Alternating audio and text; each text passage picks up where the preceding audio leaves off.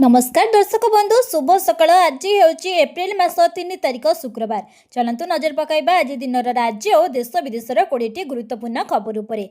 ता पूर्व जदि आपण चैनल नुआ करी अछंती तेबे भिडियोटी को गोटे लाइक एवं शेयर करबा सह चैनल को सब्सक्राइब करी आपण केउ जिल्लार भिडियोटी को देखुचंती जणातु, जहा फଳରେ प्रत्येक दिन एपरि नुआ नुआ अपडेट सर्वप्रथमे पाई परिबे। आजिर प्रथम खबर किछि घंटा भितरे एही सबु जगार हेबो काळ बैसाखी सतर्क कला पाणीपाग केन्द्र।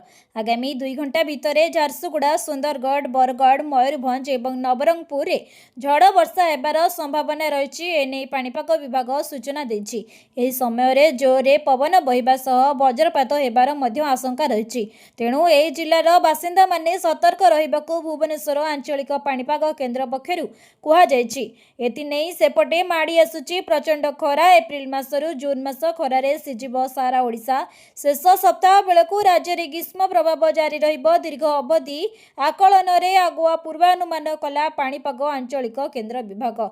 आसंता 7 दिन मध्यरे किछि दिन धरी पागरे परिवर्तन सह वर्षार प्रभाव जारी रहिबो बोली आंचलिक पाणीपाग केन्द्र पक्षरु पूर्वानुमान करा जायछि। विभिन्न जिल्ला रे वर्षा सह बिजुली और घड़घड़ी हेबार संभावना थिबारु किछि जिल्ला पई येलो वार्निंग जारी होईछि। मयूरभंज, केन्दुझर, सुंदरगढ़, झारसुगुड़ा, संबलपुर, देवगढ़, बरगढ़, सोनपुर, बलांगीर, कलाहांडी, नवरंगपुर और कोरापुट जिल्ला रे हालुकारे मध्यम धरणर वर्षा सह केतेक स्थान रे प्रबल वर्षा हेबार आशंका रहितबा बेले खोर्धा, कटक, जगतसिंहपुर, पुरी, गंजाम, गजपति, नयागढ़, केन्द्रापड़ा, भद्रक और बालेश्वर जिल्ला रे वज्रपात सह वर्षा हेबा संभावना रहितबारु येलो वार्निंग जारी करा जायछि। परवर्ती खबर आज राज्य में पुणी कड़ाकड़ी हेबो प्रदूषण सर्टिफिकेट जांच। ई डिटेक्शन व्यवस्था रे कटिबो चालाण। राज्य में पुणी कड़ाकड़ी हेबो प्रदूषण सर्टिफिकेट जांच। पीयूसीसी नथिले टोल गेट रे ई डिटेक्शन व्यवस्था रे कटिबो चालाण। राज्य सरकार एप्रिल 1 पर्यंत ई पीयूसीसी कोहल करथिले। राज्य में वायुर गुणवत्ता दिनकू दिन खराब हेबारे लागिछि। परिवहन रे परिवेश सुरक्षा को लक्ष्य रखी प्रदूषण जांच पई कड़ा आभिमुख्य ग्रहण करा जायछि। ओडिसा रे मात्र 21% गाड़ी रे प्रदूषण प्रमाणपत्र रहिछि। अनेक गाड़ी रे यार व्यापक उल्लंघन करुछन्ति। याको दृष्टि रखी वाणिज्य और परिवहन विभाग पक्षरु पीयूसीसी जांच को कड़ाकड़ी करा जायतिला, किंतु जनसाधारण एने सचेतन नथिबारु पीयूसीसी जांच को कोहल करथिले राज्य सरकार। एप्रिल 1 पर्यंत एही कोहल लागुथिबा बेले आजिठारु पुनश्च पीयूसीसी जांच कड़ाकड़ी हेबो। गत 4 मास तले सांघातिक स्थिति रे दिल्ली प्रदूषण दिल्ली रे नो पीयूसी नो फुएल नियम लागू होइथिला।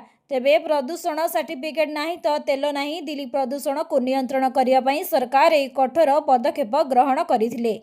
परवर्ती खबर सरकार बड़ पदक्षेप। राज्य में आउ 1889 नुआ अंगनवाड़ी केन्द्र लोकार्पित हेबो। राज्य में आउ 1889 नुआ अंगनवाड़ी केन्द्र लोकार्पित।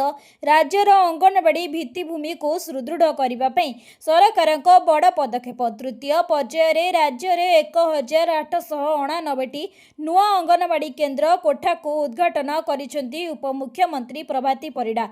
लोकसभा भवन में आयोजित स्वतंत्र कार्यक्रम रे वीडियो कॉन्फ्रेंसिंग जरिया रे समस्त केन्द्रर शुभारंभ करा जायछि। एणिकी निजस्व गृह रे चलिबो अंगनवाड़ी केन्द्र। पूर्वरु अनेक अंगनवाड़ी केन्द्र निजस्व गृह अभावरु विभिन्न स्कूल किंबा गोष्ठी केन्द्र मानकरे परिचालित हेउथिला। एही नूतन गृहगुड़िक निर्माण फल रे एबे शिशु एवं महिला माने एक स्वतंत्र तथा उन्नत परिवेश रे सरकारी सेवा पाई परिबे बोली कहिसंती प्रभाती परिडा। सुंदर, सक्षम, सुदृढ़ अंगनवाड़ी आमर लक्ष्य बोली से कहिसंती। 2027 मसीहा सुधा राज्यर समस्त अंगनवाड़ी केन्द्र जेपरि निजस्व गृह पाइबे सेति पई आमे लक्ष्य रखिछु बोली कहिसंती प्रभाती परिडा। परवर्ती खबर सीएम किसान योजना नहीं आसिला बड़ अपडेट। चाषी खाता को पुणी आसिबो 2000 टंका, किंतु एमानंको मिलिबनी टंका। एमिति चेक करंतु निज नाम। चाषी मानकर कल्याण पई सरकार प्रायतः अनेक योजना करिसंती। एबे किछि दिन तळे देशर समस्त योग्य चाषी को पीएम किसान योजना अधीन रे 2000 टंका लेखाएं पठाइचंती सरकार। या परे मध्य प्रदेशर चाषी माने मुख्यमंत्री किसान कल्याण योजनार 14तम किस्ती पई उत्साहर सहित अपेक्षा करिसंती। प्राय 82 लाख चाषी 14ତମ କିସ୍ତି ଅପେକ୍ଷାରେ ଅଛନ୍ତି। ମଧ୍ୟପ୍ରଦେଶରେ ପ୍ରାୟ 82 ଲକ୍ଷ ଚାଷୀ ଗତ କିଛି ମାସ ଧରି 14ତମ କିସ୍ତି ପାଇଁ ଅପେକ୍ଷା କରିଛନ୍ତି। ସାଧାରଣତଃ କେନ୍ଦ୍ର ସରକାର ପ୍ରଧାନମନ୍ତ୍ରୀ କିଷାନ ସମ୍ମାନ ନିଧି ଜାରି କରିବା ପରେ ପରେ ରାଜ୍ୟ ସରକାର ତୁରନ୍ତ ଏହାର କିସ୍ତି ପ୍ରଦାନ କରନ୍ତି। କିନ୍ତୁ ଏଥର ଗୁରୁତ୍ୱପୂର୍ଣ୍ଣ ବିଳମ୍ବ ହୋଇଛି। ଏହି ବିଳମ୍ବର କାରଣ ଭାବରେ ବୈଷୟିକ କାରଣ ଦର୍ଶାଯାଉଛି। ପୂର୍ବରୁ ଫେବୃଆରୀରେ ଆସିବ ବୋଲି ଆଶା କରାଯାଉଥିବା ବେଳେ ମାର୍ଚ୍ଚ ସରି ଏପ୍ରିଲ ହେଲାଣି। ରାଜ୍ୟ ସରକାରଙ୍କ କିଷାନ ଯୋଜନା ପାଇଁ ଆବଶ୍ୟକୀୟ ବଜେଟ୍ ବ୍ୟବସ୍ଥା କରିଛନ୍ତି। ପ୍ରାରମ୍ଭରେ ଫେବୃଆରୀରେ ପାଣ୍ଠି ପ୍ରଦାନ କରାଯାଇଥିବା ବିଷୟରେ ଆଲୋଚନା କରାଯାଉଥିଲା, କିନ୍ତୁ ସେତେବେଳେ ଏହା ସଫଳ ହୋଇପାରିନଥିଲା। ରିପୋର୍ଟଗୁଡ଼ିକ ବର୍ତ୍ତମାନ ସୂଚିତ କରୁଛି ଯେ 14ତମ କିସ୍ତି ହସ୍ତାନ୍ତର ସମ୍ପର୍କରେ ପ୍ରଶାସନିକ ପ୍ରସ୍ତୁତି ଶେଷ ପର୍ଯ୍ୟାୟରେ ଅଛି। ଖୁବ୍ ଶୀଘ୍ର ଏହାର ଟଙ୍କା ସ୍ଥାନାନ୍ତରିତ କରାଯିବ ଡିବିଟି ଜରିଆରେ।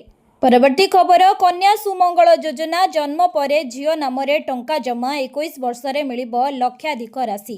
ରାଜ୍ୟରେ ଝିଅମାନଙ୍କ ସୁରକ୍ଷା ଏବଂ ଶିକ୍ଷାକୁ ପ୍ରୋତ୍ସାହିତ ଦେବା ପାଇଁ କନ୍ୟା ସୁମଙ୍ଗଳ ଯୋଜନା ଆରମ୍ଭ ହେବାକୁ ଯାଉଛି। ଏନେଇ ଉପମୁଖ୍ୟମନ୍ତ୍ରୀ ପ୍ରଭାତୀ ପରିଡ଼ା ସୂଚନା ଦେଇଛନ୍ତି। ସେ କହିଛନ୍ତି ଯେ ଝିଅ ଜନ୍ମ ହେବାର ବର୍ଷକ ମଧ୍ୟରେ ତା ନାମରେ ଟଙ୍କା ଜମା କରାଯିବ। ପରେ ଝିଅ 21 ବର୍ଷରେ ପ୍ରବେଶ କଲେ ତାର ଆକାଉଣ୍ଟକୁ ଲକ୍ଷାଧିକ ଟଙ୍କା ହସ୍ତାନ୍ତର କରାଯିବ। ଏଥିସହ ଏହି ଯୋଜନା ଚାଲୁ ବର୍ଷର ବଜେଟ୍ରେ ଘୋଷଣା କରାଯାଇଥିବା ବେଳେ ଏହାର ଷ୍ଟାଣ୍ଡାର୍ଡ ଅପରେଟିଂ ପ୍ରୋସିଜର SOP ଖୁବ୍ ଶୀଘ୍ର ଫାଇନାଲ କରାଯିବ ବୋଲି ପ୍ରଭାତୀ ପରିଡ଼ା କହିଛନ୍ତି। ଉପମୁଖ୍ୟମନ୍ତ୍ରୀ କହିଛନ୍ତି ଯେ କନ୍ୟା ସୁମଙ୍ଗଳ ଯୋଜନାଟି ଏଜୁକେସନ ବେସ୍ଡ ହେବ ଓ ଶିକ୍ଷାମାନଙ୍କର ଶିକ୍ଷା, ଝିଅମାନଙ୍କର ଶିକ୍ଷା, ଭବିଷ୍ୟତ ସୁରକ୍ଷାକୁ ମଧ୍ୟ ନଜର ରଖି ଏହା ରୂପାୟନ କରାଯିବ। ଯୋଜନାର ସମସ୍ତ ବିବରଣୀ ଏବଂ କାର୍ଯ୍ୟପ୍ରଣାଳୀ SOPରେ ହେବା ପରେ ସ୍ପଷ୍ଟ ହେବ ବୋଲି ସେ କହିଛନ୍ତି। ପରବର୍ତ୍ତୀ ଖବର, ରାଜ୍ୟରେ ବନ୍ଦ ହେବ LPG, ମିଳିବ PNG। ମାସେ ଭିତରେ ସାରା ରାଜ୍ୟରେ ଲାଗୁ ହେବ ନିୟମ। ରାଜ୍ୟରେ ବନ୍ଦ ହେବ LPG, ମିଳିବ PNG। ଲୋକସେବା ଭବନରେ ତୈଳ କମ୍ପାନୀର ପ୍ରତିନିଧି ଏବଂ ଯୋଗାଣ ବିଭାଗ ସଚିବ ସହ ଏକ ଗୁରୁତ୍ୱପୂର୍ଣ୍ଣ ବୈଠକ ପରେ ଖାଦ୍ୟ ଯୋଗାଣ ଓ ଖାଉଟି କଲ୍ୟାଣ ମନ୍ତ୍ରୀ କୃଷ୍ଣଚନ୍ଦ୍ର ପାତ୍ର ଏନେଇ ସୂଚନା ଦେଇଛନ୍ତି। କେନ୍ଦ୍ର ସରକାରଙ୍କ ନିର୍ଦ୍ଦେଶ ଅନୁଯାୟୀ ସହରାଞ୍ଚଳରେ PNG ସଂଯୋଗକୁ ବାଧ୍ୟତାମୂଳକ କରାଯାଇଛି। ମାସେ ଭିତରେ ସାରା ରାଜ୍ୟରେ ଲାଗୁ ହେବ ଏହି ନିୟମ। ପ୍ରଥମେ ସହରାଞ୍ଚଳରେ ଲାଗୁ ହେବ ନିୟମ। କେନ୍ଦ୍ର ସରକାରଙ୍କ ନିର୍ଦ୍ଦେଶ କ୍ରମେ କାର୍ଯ୍ୟକାରୀ କରାଯିବ। 3 ମାସ ଭିତରେ ବଡ଼ ବଡ଼ ସହରରେ ପାଇପ୍ ମାଧ୍ୟମରେ ଗ୍ୟାସ୍ ଯୋଗାଣ ହେବ। ତେବେ ଗ୍ରାମାଞ୍ଚଳରେ ଜାରି ରହିବ LPG ଗ୍ୟାସ୍। ଯେଉଁମାନଙ୍କର PNG ଅଛି ସେମାନଙ୍କୁ ଆଉ LPG ମିଳିବ ନାହିଁ। ତେବେ LPG ପାଇଁ EKYC କରାଯିବ। ସହରାଞ୍ଚଳଗୁଡ଼ିକରେ ଭଡ଼ା ନେଇଥିବା ଲୋକ ମଧ୍ୟ PNG କନେକ୍ସନ ନେଇପାରିବେ। ସହରରେ ରହୁଥିବା ଭଡ଼ାଟିଆମାନେ ମଧ୍ୟ ସହଜରେ PNG ସଂଯୋଗ ନେଇପାରିବେ ବୋଲି ବୈଠକରେ ନିଷ୍ପତ୍ତି ହୋଇଛି। ଏହି ବୈଠକରେ ନଗର ଉନ୍ନୟନ ମନ୍ତ୍ରୀଙ୍କ ସମେତ ଯୋଗାଣ ସଚିବ ଏବଂ ତେଲ କମ୍ପାନୀର ପ୍ରତିନିଧିମାନେ ଉପସ୍ଥିତ ଥିଲେ। ପରବର୍ତ୍ତୀ ଖବର, ସରିଲା ମ୍ୟାଟ୍ରିକ୍ ଖାତା ଦେଖା। ମେ ଦ୍ୱିତୀୟ ସପ୍ତାହ ସୁଦ୍ଧା ଫଳ ପ୍ରକାଶ। ଆଜି ସରିଲା ମ୍ୟାଟ୍ରିକ୍ ଖାତା ଦେଖା। ନିର୍ଭୁଲ ମୂଲ୍ୟାୟନ ସହ ବିନା ଦ୍ୱନ୍ଦ୍ୱରେ ସରିଛି ଖାତା ଦେଖା। ସକାଳ ସୁଦ୍ଧା 4ଟି ଜିଲ୍ଲାରେ ଖାତା ଦେଖା ସରିଯାଇଛି। ବୋର୍ଡକୁ ଖାତାଗୁଡ଼ିକୁ ଅଣାଯାଇଛି। ତେବେ ରେଜଲ୍ଟ ବାହାରିବା ଭିତରେ ଅନ୍ୟାନ୍ୟ ପ୍ରକ୍ରିୟା ପାଇଁ ଆଉ 1 ମାସ ସମୟ ଲାଗିବ। ମେ ମାସ ପ୍ରଥମ କିମ୍ବା ଦ୍ୱିତୀୟ ସପ୍ତାହର ଆରମ୍ଭରେ ବାହାରିବ ମ୍ୟାଟ୍ରିକ୍ ଫଳ। ରେଜଲ୍ଟ ବାହାରିବା ପରେ ସଙ୍ଗେ ସଙ୍ଗେ ମିଳିବ ସାର୍ଟିଫିକେଟ୍। ଯେଉଁମାନଙ୍କର ପେପର ଖରାପ ଥିବ ସେମାନେ 1 ମାସ ମଧ୍ୟରେ ସପ୍ଲିମେଣ୍ଟାରୀ ପରୀକ୍ଷା ଦେଇ ଆଉ 1 ମାସ ମଧ୍ୟରେ ରେଜଲ୍ଟ ପାଇପାରିବେ ବୋଲି ସୂଚନା ଦେଇଛନ୍ତି ବୋର୍ଡ ସଭାପତି ଶ୍ରୀକାନ୍ତ ରାୟ। ମ୍ୟାଟ୍ରିକ୍, SOSC ଓ ମଧ୍ୟମା ପରୀକ୍ଷା ମିଶି ଚଳିତ ବର୍ଷ ରାଜ୍ୟରେ 5,40,000ରୁ ଅଧିକ ପରୀକ୍ଷାର୍ଥୀ ପରୀକ୍ଷା ଦେଇଥିଲେ। ସକାଳ 9ଟାରୁ ଆରମ୍ଭ ହୋଇଥିଲା ପରୀକ୍ଷା। ପରୀକ୍ଷାକୁ ଶୃଙ୍ଖଳିତ ଭାବେ ସାରିବା ବଡ଼ ଆହ୍ୱାନ ହୋଇଥିବାରୁ ସରକାରଙ୍କ ପକ୍ଷରୁ ଏଥର ସ୍ୱତନ୍ତ୍ର ବ୍ୟବସ୍ଥା କରାଯାଇଥିଲା। ନୋଡାଲ ସେଣ୍ଟର ସହ ପରୀକ୍ଷା କେନ୍ଦ୍ରଗୁଡ଼ିକ CCTV ସର୍ଭେଲାନ୍ସରେ ରଖାଯାଇଥିଲା। କଣ୍ଟ୍ରୋଲ ରୁମ୍ରୁ ସ୍ୱତନ୍ତ୍ର ଭାବେ ମନିଟରିଂ କରାଯାଇଥିଲା। 1,364 କେନ୍ଦ୍ରରୁ ଲାଇଭ୍ ଷ୍ଟ୍ରିମିଂ ବ୍ୟବସ୍ଥା ମଧ୍ୟ କରାଯାଇଥିଲା। ଏଥିସହ 100 ନମ୍ବର ବିଶିଷ୍ଟ ପରୀକ୍ଷାକୁ 50 ନମ୍ବର ବିଶିଷ୍ଟ ଅବଜେକ୍ଟିଭ ପ୍ରଶ୍ନର ଉତ୍ତର ଏବଂ OMR ସିଟ୍ରେ ଥିବାରୁ ତାହା ମୂଲ୍ୟାୟନ ଶେଷ ହୋଇଯାଇଛି। ପରବର୍ତ୍ତୀ ଖବର, ପୁଣି ଶସ୍ତା ହେଲା ସୁନା ଏବଂ ରୂପା। ଆଜି ସୁନା ଓ ରୂପା ବଜାରରେ ଲକ୍ଷଣୀୟ ହ୍ରାସ ଦେଖାଦେଇଛି, ଯାହା କ୍ରେତା ଏବଂ ନିବେଶକମାନଙ୍କ ମଧ୍ୟରେ ଉତ୍ସାହ ସୃଷ୍ଟି କରିଛି। ବିବାହ ଋତୁ ପୂର୍ବରୁ ଏହି ହ୍ରାସକୁ କ୍ରୟ ପାଇଁ ଉପଯୁକ୍ତ ସମୟ ଭାବେ ଦେଖାଯାଉଛି। ମଲ୍ଟି କମୋଡିଟି ଏକ୍ସଚେଞ୍ଜ MCXରେ ଆଜି 24 କ୍ୟାରେଟ୍ ସୁନା ଦର 3,333 ଟଙ୍କା କମି ପ୍ରତି 10 ଗ୍ରାମ ପିଛା 1,50,000 375 ଟଙ୍କାରେ ପହଞ୍ଚିଛି। ସେହିପରି ରୂପା ଦରରେ ବଡ଼ ପତନ ଦେଖାଯାଇ 13,037 ଟଙ୍କା କମି କିଲୋ ପିଛା 2,30,464 ଟଙ୍କା ହୋଇଛି। ଭୁବନେଶ୍ୱର ବଜାରରେ ମଧ୍ୟ ସୁନା ଦର କମିଛି। 24 କ୍ୟାରେଟ୍ ସୁନାର ମୂଲ୍ୟ 10 ଗ୍ରାମ ପିଛା 1,51,420 ଟଙ୍କା ଥିବାବେଳେ 22 କ୍ୟାରେଟ୍ର ସୁନା ମୂଲ୍ୟ 1,38,800 ଟଙ୍କା ରହିଛି ଓ 18 କ୍ୟାରେଟ୍ ସୁନାର ମୂଲ୍ୟ 1,13,570 ଟଙ୍କାରେ ବିକ୍ରି ହେଉଛି। ଅନ୍ୟପଟେ ରୂପା ଦରରେ ମଧ୍ୟ ହ୍ରାସ ହୋଇ କିଲୋ ପିଛା ପ୍ରାୟ 2,55,000 ଟଙ୍କା ରହିଛି। ଗୋଟିଏ ଦିନରେ ପ୍ରାୟ 10,000 ଟଙ୍କା କମିଥିବା ଦେଖାଦେଉଛି। ପରବର୍ତ୍ତୀ ଖବର, ଖରିଫରେ ରେକର୍ଡ ସଂଖ୍ୟକ ଧାନ ସଂଗ୍ରହ 7 ଦିନ ଭିତରେ ଉଠିବ ଧାନ, କହିଲେ ସମବାୟ ମନ୍ତ୍ରୀ। ଏଥର ଖରିଫରେ ରେକର୍ଡ ସଂଖ୍ୟକ ଧାନ ସଂଗ୍ରହ ହୋଇଛି। ଧାନ ବିକ୍ରି କରିଛନ୍ତି 18,64,000 ଚାଷୀ। ଏ ପର୍ଯ୍ୟନ୍ତ 77 ଲକ୍ଷ ମେଟ୍ରିକ୍ ଟନ୍ ଧାନ କିଣା ସରିଛି। ବାକି ବଳକା ଧାନ କିଣିବାକୁ 7 ଦିନ ଅବଧି ବୃଦ୍ଧି କରିଛନ୍ତି ସରକାର। ଯେଉଁ ଚାଷୀମାନଙ୍କର ଧାନ ବିକ୍ରି କରିପାରି ନାହାନ୍ତି ସେମାନେ ଏହି 7 ଦିନ ଭିତରେ ଧାନ ବିକ୍ରି କରିପାରିବେ। ତେବେ ମିଲର ଜାଗାରେ ଅଭାବ ପାଇଁ ଧାନ କିଣା ପ୍ରକ୍ରିୟା ଟିକେ ବିଳମ୍ବ ହେଲା।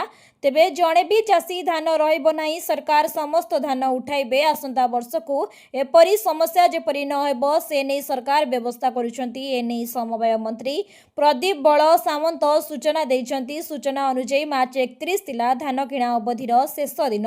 ହେଲେ ବୁଧବାର ଖରିଫ ଧାନ କିଣା ଅବଧିକୁ ଆଉ 7 ଦିନ ବୃଦ୍ଧି କରିଛନ୍ତି ରାଜ୍ୟ ସରକାର।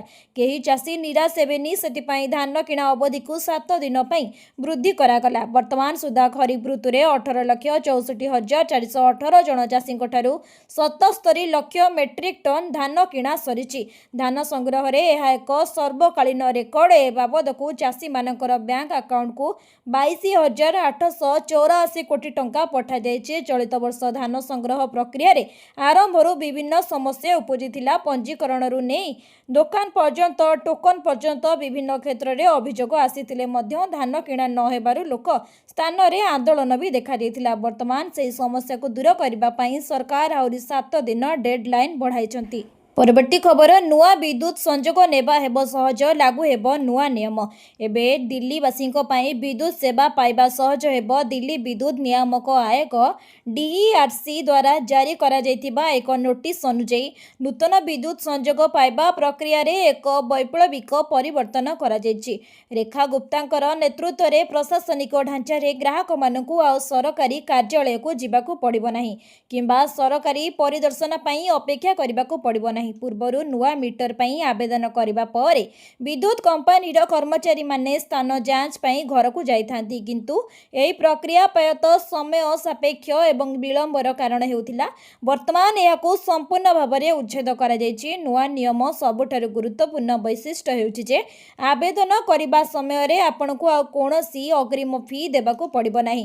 ପୂର୍ବରୁ ନୂଆ ବିଦ୍ୟୁତ ସଂଯୋଗ ପାଇଁ ହଜାର ହଜାର ଟଙ୍କା ଆଗୁଆ ଦେବାକୁ ପଡ଼ୁଥିଲା, କିନ୍ତୁ ଏହି ଫି ଏବେ ଆପଣଙ୍କର ପ୍ରଥମ ବିଦ୍ୟୁତ ବିଲ୍ ସହିତ ଯୋଡ଼ାଯିବ। ଏହା ମଧ୍ୟବିତ୍ତ ବର୍ଗ ଏବଂ ଛୋଟ ବ୍ୟବସାୟୀମାନଙ୍କୁ ଗୁରୁତ୍ୱପୂର୍ଣ୍ଣ ଆର୍ଥିକ ଆଶ୍ୱସ୍ତି ପ୍ରଦାନ କରିବ। ଏହା ଦୁର୍ନୀତିକୁ ରୋକିବା ସହ ମଧ୍ୟସ୍ଥିତ ଭୂମିକାକୁ ମଧ୍ୟ ଦୂର କରିବ। ପରବର୍ତ୍ତୀ ଖବର, ଏପ୍ରିଲ 4ରେ ଆୟୋଜିତ ହେବ ଖଡ଼ିଛୁଆଁ ସହ ଓଡ଼ିଶାର ନାମ ଫଳକ ଲେଖା ଅଭିଯାନ। ଓଡ଼ିଶା ଭାଷା ଏବଂ ସାହିତ୍ୟ ଓ ସଂସ୍କୃତି ବିଭାଗ ଆନୁକୂଲ୍ୟରେ ଏପ୍ରିଲ 1 ତାରିଖରୁ 14 ତାରିଖ ପର୍ଯ୍ୟନ୍ତ ସାରା ରାଜ୍ୟରେ ପାଳନ କରାଯାଉଛି ଓଡ଼ିଆ ପକ୍ଷ। ଏପ୍ରିଲ 2 ଓ 3 ତାରିଖରେ ହସ୍ତତନ୍ତ୍ର ଏବଂ ବୟନ ଓ ହସ୍ତଶିଳ୍ପ ବିଭାଗ ପକ୍ଷରୁ ଆମ ପୋଷାକ ଏବଂ ଆମ ପରିଚୟ ପାରମ୍ପରିକ ପୋଷାକ ପରିଧାନ ଦିବସ ପାଳନ କରାଯାଉଛି। ଏନେଇ ହସ୍ତତନ୍ତ୍ର ଏବଂ ବୟନ ହସ୍ତଶିଳ୍ପ ବିଭାଗ ପକ୍ଷରୁ ସମସ୍ତ ବିଭାଗ ଓ ଜିଲ୍ଲାପାଳଙ୍କୁ ଚିଠି କରାଯାଇଛି। ତେବେ ଓଡ଼ିଶାର ହସ୍ତତନ୍ତ୍ର ବସ୍ତ୍ର ପରିଧାନ ଏପରି ଏହାର ସ୍ୱଚିତ୍ର ଉତ୍ତେଜନା କରି ସେଲ୍ଫି ଉଠାଇ ଏହାକୁ ଓଡ଼ିଆ ପକ୍ଷ ୱେବସାଇଟ୍ରେ ଅପଲୋଡ଼ କରିବାକୁ ହସ୍ତତନ୍ତ୍ର ବୟନ ଓ ହସ୍ତଶିଳ୍ପ ବିଭାଗ ପକ୍ଷରୁ କୁହାଯାଇଛି। ଏପରିକି ବେସରକାରୀ କାର୍ଯ୍ୟାଳୟ, ସ୍ୱେଚ୍ଛାସେବୀ ଅନୁଷ୍ଠାନ ଏବଂ ସର୍ବୋପରି ସମକ୍ଷ ନାଗରିକମାନଙ୍କୁ ପାରମ୍ପରିକ ପୋଷାକ ପରିଧାନ କରିବା ପାଇଁ ପ୍ରୋତ୍ସାହିତ କରିବା ସହ ଆମ ପୋଷାକ ଆମ ପରିଚୟ ଅଭିଯାନ ସାମିଲ ହେବା ନେଇ ନିବେଦନ କରାଯାଇଛି। ସେହିପରି ଏପ୍ରିଲ 4 ତାରିଖ ଦିନ ବିଦ୍ୟାଳୟ ଓ ଗଣଶିକ୍ଷା ବିଭାଗ ପକ୍ଷରୁ ଖଡ଼ିଛୁଆଁ ଓ प्रवेश उत्सव एवं श्रम और कर्मचारी राज्य बीमा विभाग पक्षरु ओडियार नाम फलक लेखा परवर्ती खबर देशर 15,000 स्कूल एवं 500 कॉलेज रे हेबो कंटेंट क्रिएटर लैब। देशर 15,000 माध्यमिक विद्यालय एवं 500 कॉलेज रे एभीजीपी कंटेंट क्रिएटर लैब सीसीएल प्रतिष्ठा करा जिवो। एही पदक्षेप पई 250 कोटी टंका व्यय बराद करा जायछि। ऑरेंज इकोनॉमी क्षेत्र भाबे परिचित एनिमेशन विजुअल इफेक्ट्स एवं गेमिंग एवं कॉमिक्स एभीजीपी क्षेत्र समेत मीडिया एवं मनोरंजन क्षेत्र को कॉमिक्स एभीजीपी क्षेत्र समेत प्रोत्साहन देबाकू केंद्र सरकार बजेट रे व्यापक अर्थ व्यवस्था करिसंती। एपरिकी भारत को विश्वस्तरीय कंटेंट क्रिएटर हब भाबरे गढ़ी तोलिबा पई सरकारक विस्तृत चिंताधारा अधीन रे अनेक पदक्षेप आरंभ करा जायछि। लोकसभा रे कृति देवी देवबर्मन एवं एटाला राजेंद्रक द्वारा पचरा जायतिबा प्रश्नर उत्तर रे सूचना एवं प्रसारण राष्ट्र मंत्री डॉक्टर एल मुरुगनक द्वारा यही सूचना प्रदान करा जायछि। परवर्ती खबर 15 वर्ष पर आरंभ है जनगणना। प्रथम दिन में 17,000 लोक करिसेंती निजर जनगणना। राज्य में प्रथम करी जनगणना आरंभ करा जायछि। तेबे प्रथम दिन में ही राज्यर प्राय 17,000 लोकंकर गणना होइछि। एने सूचना देइछंती जनगणना निर्देशक निखिल पवन कल्याण। यह सह ए प्रक्रिया संपूर्ण भावे डिजिटल पद्धति रे चलिथिबा से स्पष्ट करिसेंती। तेबे आत्मगणना प्रक्रिया रे अधिकरु अधिक शामिल हेबा पई साधारण लोकंकु अपील करिसेंती मुख्य शासन सचिव। अन्यपटे जनगणना कार्यर अग्रगति और परिचालना नहीं मुख्य शासन सचिवक अध्यक्षतार जनगणना समन्वय कमिटीर द्वितीय गुरुत्वपूर्ण बैठक अनुष्ठित होइछि। एही बैठक रे राज्यर समस्त जिलापाल विभिन्न विभागर सचिव उन्नयन कमिशनर एवं वरिष्ठ अधिकारी माने शामिल होई जनगणना प्रक्रिया को किपरि सुरुखुरु रे शेष करा जाय पारिबो से संपर्क रे आलोचना करिसेंती। तेबे सूचनायोग्य 2011 मसीह शेष थर पर होइतिला जनगणना। यार 15 वर्ष पर पुणी आरंभ होइछि देशर नागरिकंकर संख्या गणना प्रक्रिया। केवल नागरिकंक संख्या नुहे सेमानंक संपर्कित 33 टी तथ्य मध्य संग्रह करा जिवो। दीर्घ 15 वर्ष पर सारा देश में आज जनगणना आरंभ होइतिबा बेले ओडिशा रे राज्यपालंक ठारू आरंभ होइछि प्रक्रिया। परवर्ती खबर एबे डेंगू रोगरू मिलिबो मुक्ति। खूब शीघ्र मार्केट रे उपलब्ध हेबो डेंगू टीका। जनतु नुआ अपडेट डेंगू टीका क्यू डेंगा खूब शीघ्र भारत रे पहुंचबो बोली आशा करा जाउछि। एही टीकार अंतिम पर्याय परीक्षण समाप्त होइछि। जापानी औषध कंपनी टाकेडा औषध कंपनी द्वारा विकसित यह टीका हैदराबाद भित्तिक बायोलॉजिकल ई सहित सहभागितार भारत में उपलब्ध हो पारे। यह टीका चलित वर्ष उपलब्ध हेबो बोली आशा करा जाउछि। यह टीका डेंगू को रोकी पारिबो। यह देश में डेंगू मामला ह्रास करिबो एवं रोगरू मृत्यु ह्रास करिबारे सहायता करिबो। यह डेंगू टीका यूरोप ब्रिटेन इंडोनेशिया एवं ब्राजिल समेत विश्वर 40 रु अधिक देश में अनुमोदित होइछि। यह WHO ठारू प्राग योग्यता मध्य पाइछि जहाँ यार सुरक्षा एवं प्रभाव को निश्चित करिथाय। प्रतिवर्ष भारत में हजार हजार डेंगू मामला रिपोर्ट हुए। डेंगू रे अनेक रोगींकर मृत्यु मध्य हुए। आज पर्यंत यह रोगर कौनसी टीका नहीं तथापि यही टीका उपलब्ध हो पारे। टीका उपलब्ध हेबा परे टीकाकरण डेंगू हेबा पूर्वरु ही एहाकू रोका जाय पारिबो।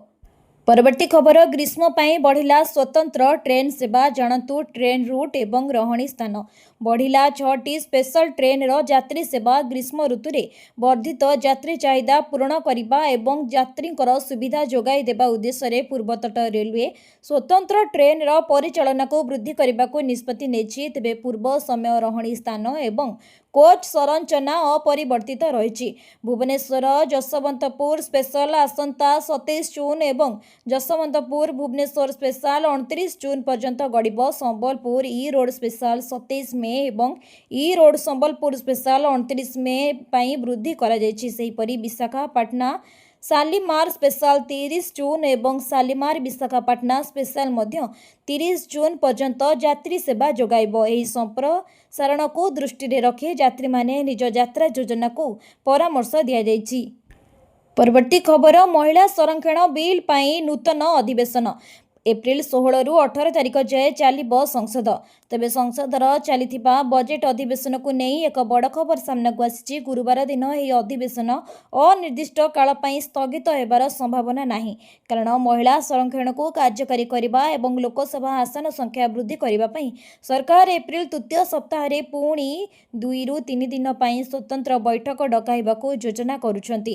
ସୂଚନା ଅନୁସାରେ ଜାନୁଆରୀ 28ରୁ ଆରମ୍ଭ ହୋଇଥିବା ଏହି ବଜେଟ୍ ଅଧିବେଶନ ଆଜି ଶେଷ ହେବାର ଥିଲା, କିନ୍ତୁ ସରକାର ଏହାକୁ କିଛି ଦିନର ବିରତି ପରେ ପୁଣି ଥରେ ଆରମ୍ଭ କରିବାକୁ ଚାହୁଁଛନ୍ତି। ଅଧିକାଂଶ ସମ୍ଭାବନା ରହିଛି ଯେ ଏପ୍ରିଲ 16ରୁ 18 ପର୍ଯ୍ୟନ୍ତ ଏହି ସ୍ୱତନ୍ତ୍ର ଆଲୋଚନା ଚାଲିବ। ସରକାରଙ୍କ ମୁଖ୍ୟ ଲକ୍ଷ୍ୟ ହେଉଛି ନାରୀ ଶକ୍ତି ବନ୍ଧନ ଅଧିନିୟମରେ ଆବଶ୍ୟକ ସଂଶୋଧନ କରି ଏହାକୁ ତୁରନ୍ତ କାର୍ଯ୍ୟକାରୀ କରିବା। ନୂତନ ରୂପରେଖ ଅନୁସାରେ ଲୋକସଭା ଆସନ ସଂଖ୍ୟା 543ରୁ ବୃଦ୍ଧି କରି 816 ହୋଇପାରେ। ଏଥିସହ 816ଟି ଆସନ ମଧ୍ୟରୁ 273ଟି ଆସନ ମହିଳାଙ୍କ ପାଇଁ ସଂରକ୍ଷିତ ରହିବ।